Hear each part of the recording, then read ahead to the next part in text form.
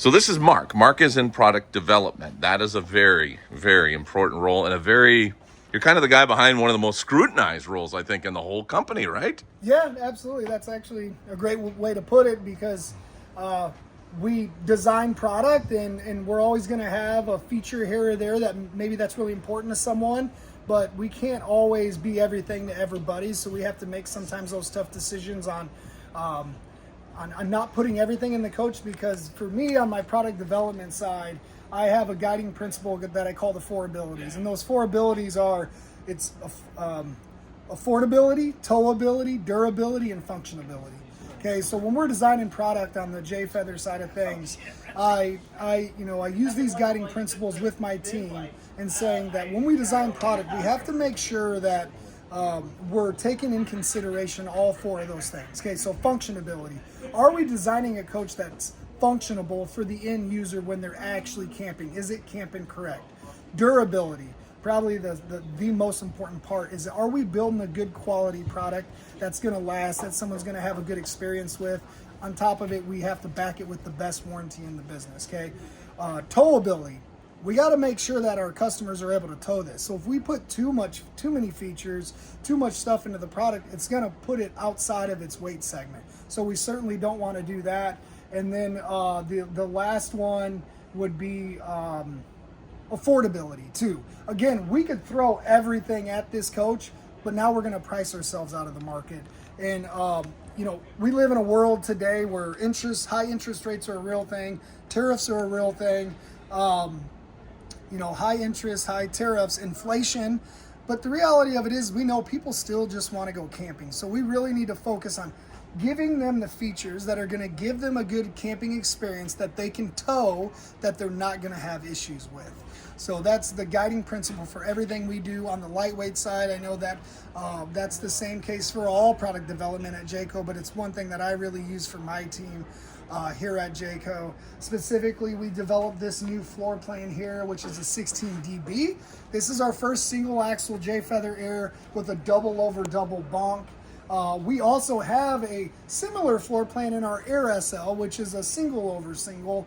And if we have 2 floor plans that are the exact same and different price points, that doesn't always make a whole lot of sense. So it's like, hey, am I going to spend a little bit more money? Yep, I'm going to get some more bells and whistles, but I'm also going to get a slightly improved floor plan as well. So when we came out with this, the big focus that I had for the team was, yep, we need double over double bunks, but we also need to make sure that we can fit an outside kitchen. Now, when you do that, it's like, well, why would you put the furnace on the door side? Well, unfortunately, there's no really good spot to put it in a 22-foot trailer. You don't always have space to get that off the door side. Would we love to? Absolutely, and we try to in product development, but we can't always accommodate everything, especially when you're targeting a short coach like this. But what we did give you was a nice metal outside kitchen, which is standard on all feathers. You have the nice little griddle that pulls out.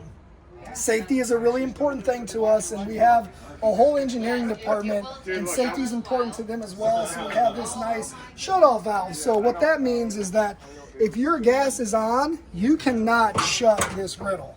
It forces you to turn that gas off before you actually slide in your griddle. And with this being exposed to the elements, we have the galvanized metal out here too to help protect your coach and the longevity of it.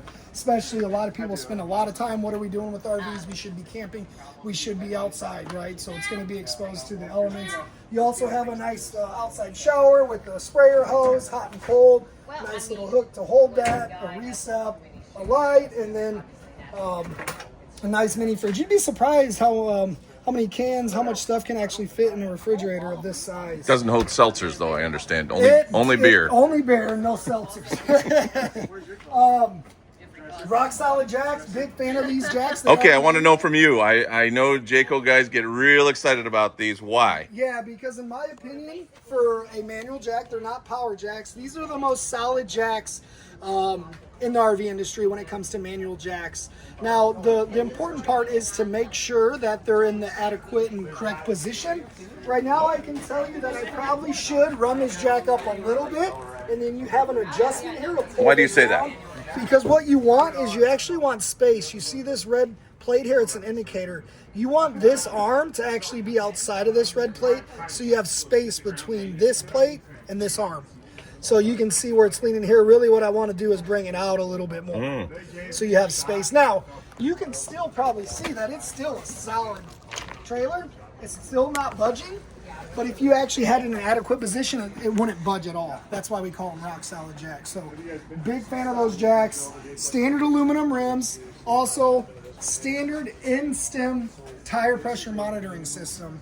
And this last year, we're really excited. We partnered up with a company called Spartan Link. They do TPMS for like Tesla and a couple other auto manufacturers. And it's the first TPMS system in the RV industry on towables that actually will sync up to your tow vehicle. So I go to different shows and talk with the retail customer all the time, and they always ask, will that TPMS system sync up to the dash, like Google Maps or Waze? And the answer is historically has always been no. But now that we've partnered with Spartan Link, you'll actually now be able to see that app in the dash of your tow vehicle. As long as you have a newer tow vehicle that accommodates those different types of apps, you'll be able to see it. Android Auto just went live. Apple CarPlay will be done hopefully in about a month from now, but it will, all units in the field, when they do an update to the app, once it's live, they'll be able to utilize that feature. Speaking of mid-season updates, Yep. Can you tell the customer why we would see sometimes a different brand of refrigerator, or even sometimes I've even seen a little bit of a tweak to the floor plan itself in the middle of the season? Why does that happen? Great question. A couple things to the first part of your question. Those are kind of two questions there. Yes. One is supply. Supply. There may be a shortage from a vendor. We may partner up for the year with a certain refrigerator manufacturer, and they may run into shortages and not be able to keep up with our demand. Well, we still have to continue to build RVs, so we'll find a substitute so that way we can continue to build. There's dealers that need product. Customers may have retail orders in the system. We try to minimize that, but there are times where that comes up, and we'll make sure that we actually test it in our R&D department to make sure that it's a good quality product. Again, we're still backing it for twice as long as the rest of the industry, but there are times that comes up. And then the other side, why would we make minor tweaks to a floor plan here and there? Well, we believe that product development is 365. It doesn't just stop right out of the model year. If you have a tweak that's needed, we're hearing consistent feedback from the retail customer, we're going to react and make that change. We're not going to just sit on our hands and wait for another year and say, hey, give it a year and we'll address that later. No, we're going to jump into it if it makes sense, right? And get and make that change right away. We try to avoid that, but there are times that comes up. We don't do it, I can promise you, just for the sake of doing it. There's always a reason. There's a shortage. We've gotten consistent feedback that we need to make a modification. And so when those comes up, we'll talk through it. As a company, we'll talk through it with our dealers, making sure it's the right change. And that's something that's really important to us, all the way from our president of our company. He's constantly talking to dealers and getting product feedback to make sure that we're developing the product that dealers want, that customers want, that isn't going to be a big headache. And when there are any warranty claims, we're making sure we're taking care of that customer and supporting them on the backside. So, all right, we continue with Mark here inside the camper. And you want to talk about these bunks, which are one of the great things about Jayco, not just to have great size bunks, but, oh yeah, we can hold 200 pounds. That's great. No, these hold 600 pounds. Correct. Doesn't need to be kids. Yep, exactly. That is a Jayco standard across the board. If it's a double-sized bunk, it's going to be rated for 600 pounds. And the question is, well, why do you need bunks rated for 600 pounds? That's overkill. Well, what if you have a husband and wife, maybe for whatever reason, a bunch of friends are going camping, and you want husband and wife to sleep in a bunk? Well, 600 pounds is going to be able to accommodate that. Most of our competitors' bunks are only rated for 300 pounds. So unless both of the people sleeping are less than 150 pounds, good luck sleeping in that bunk with the 300-pound rating. I am not.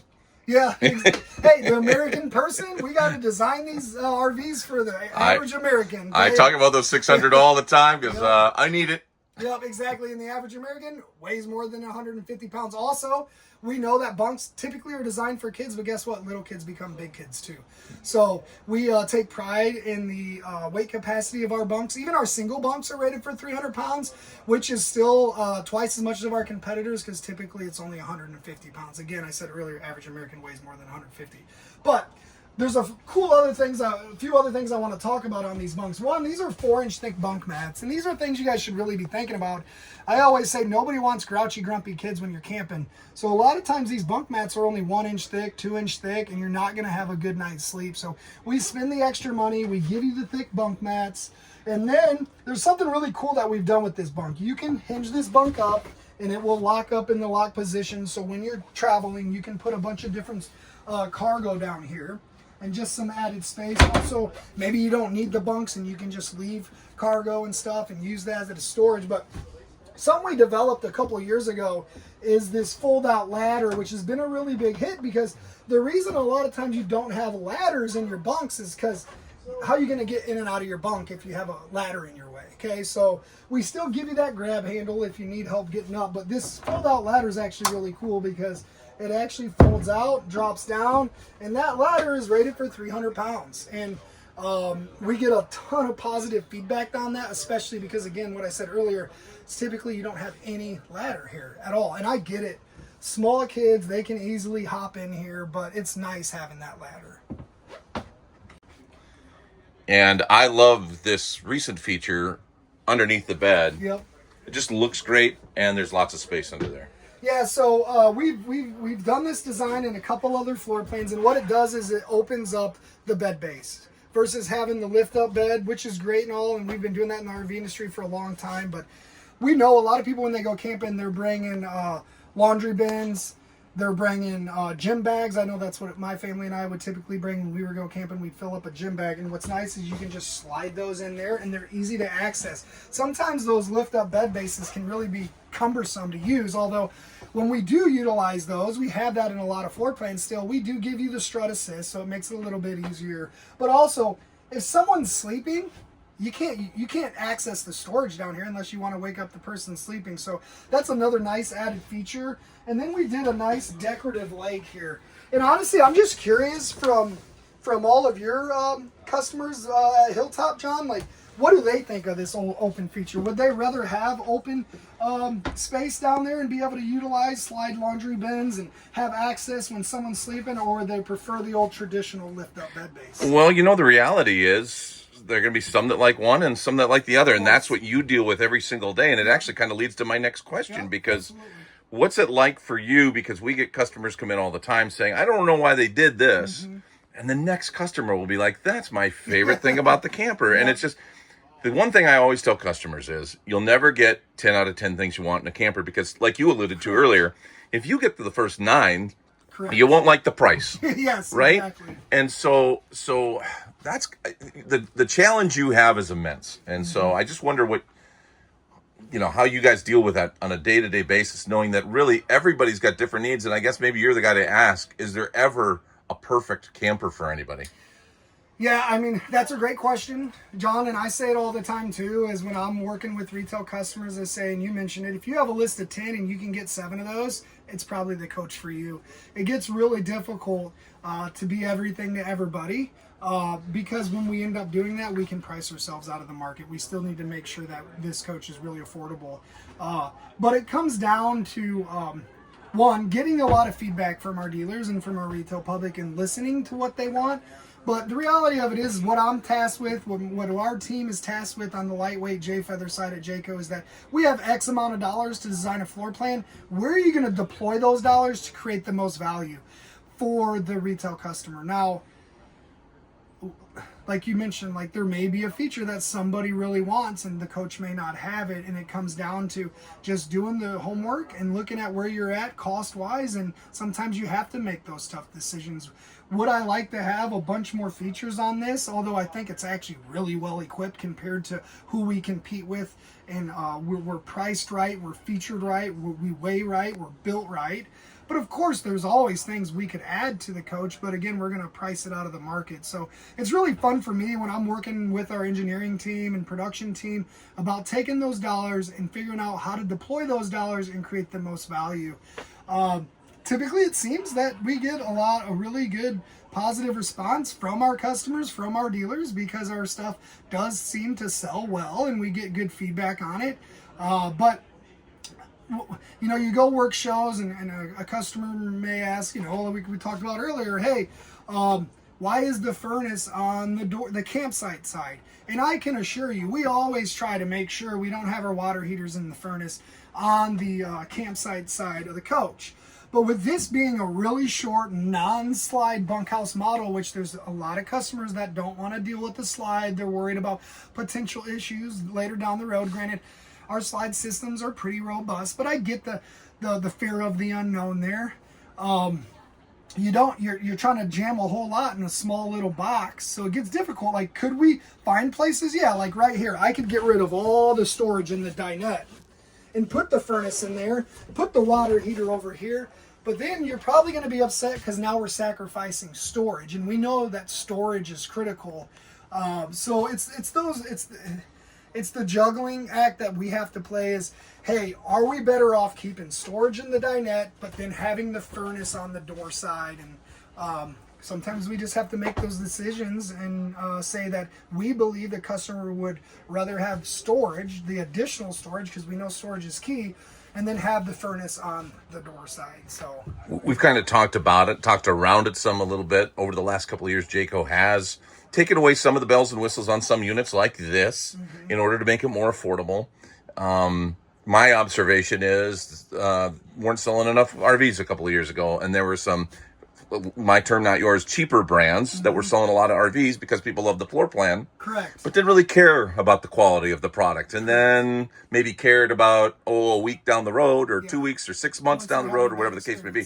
What's been really impressive, I think, about what's happened with Jayco in the last couple of years is to be able to meet the price point of some of those other manufacturers and at the same time keep that quality up, and just as importantly, if not most importantly, still maintain that 2-year warranty. Yeah, so that's pretty impressive, and that's a tough job for you. And you talked about the budget. Here's the budget to make a camper. Oh, by the way, you still have to have this kind of quality stamp on it. Correct. That's a challenge for you, isn't it? Yeah, it is a challenge for sure, because there's cost obviously built into that warranty for every trailer. And I mean, it's a great point that you mentioned earlier, is that before Jayco used to cost a little bit more, and we really wanted to get to the middle of the market with our product and not have all the bells and whistles, so that our customers can afford it. We mentioned it earlier, and it's a real thing. Inflation is a real thing.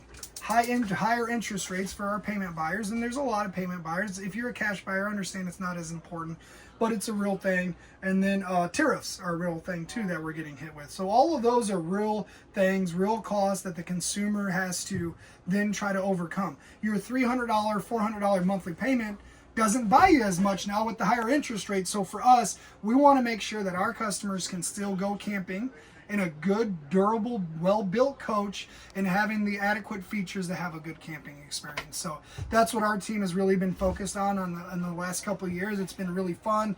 We think we have it priced correctly, featured right, and things weigh right and look good. So yeah, it's been fun. And as a guy who puts these together and designs these, what's your number one piece of advice for customers to have it long term? Yeah, so maintenance. If you want a camper that's going to last, it's how well are you going to maintain it, right? We have to do our job on our side of things and build a good, reliable, durable coach. The great thing is with Jayco is we're twice the warranty as everybody else.